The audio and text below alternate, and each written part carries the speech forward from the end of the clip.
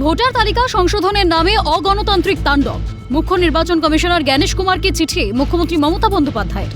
4 পাতার চিঠিতে মুখ্যমন্ত্রী লেখেন, ভোটার তালিকা সংশোধনের মতো গুরুত্বপূর্ণ সাংবিধানিক প্রক্রিয়া হোয়াটসঅ্যাপ বার্তা ও কোনো আনুষ্ঠানিক নির্দেশ ছাড়াই চালানো হচ্ছে, যার ফলে গোটা প্রক্রিয়াটি তাৎপর্যপূর্ণ ও অবিশ্বাসযোগ্য হয়ে উঠছে।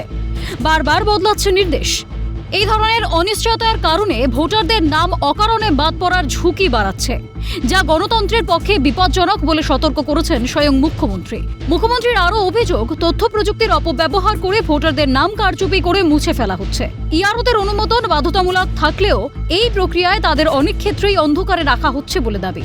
পাশাপাশি বিহারের প্রসঙ্গ টেনে বলেন, যে নথি বিহারে এসআইআর এর সময় বৈধ হিসেবে মানা হয়েছিল, পশ্চিমবঙ্গে হঠাৎ করেই সেগুলি অগ্রাহ্য করা হচ্ছে।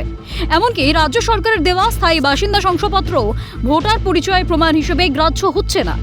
এতে পরিযায়ী শ্রমিকদের অযথা হয়রানির শিকার হতে হচ্ছে।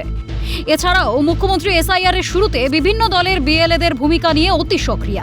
বিএলওদের কাজ থেকে শুরু করে এনুমারেশন ফর্ম পূরণ করতে সাহায্য করেছেন তারা, কিন্তু শুনানি পর্বে দেখা গিয়েছে বিএলএদের শুনানি কেন্দ্রে ঢুকতে দেওয়া হচ্ছে না। জ্ঞানেশ কুমারকে লেখা চিঠিতে এই নিয়ে প্রশ্ন তুলেছেন মমতা বন্দ্যোপাধ্যায়। এর আগে নভেম্বর ও ডিসেম্বর মাসে দুবার এসআইআর এর চলমান প্রক্রিয়ার মাঝে জ্ঞানেশ কুমারকে চিঠি পাঠিয়ে একাধিক সমস্যার কথা তুলে ধরেছিলেন মুখ্যমন্ত্রী, কিন্তু কোনো সাড়া পাননি বলেও উল্লেখ করেছেন।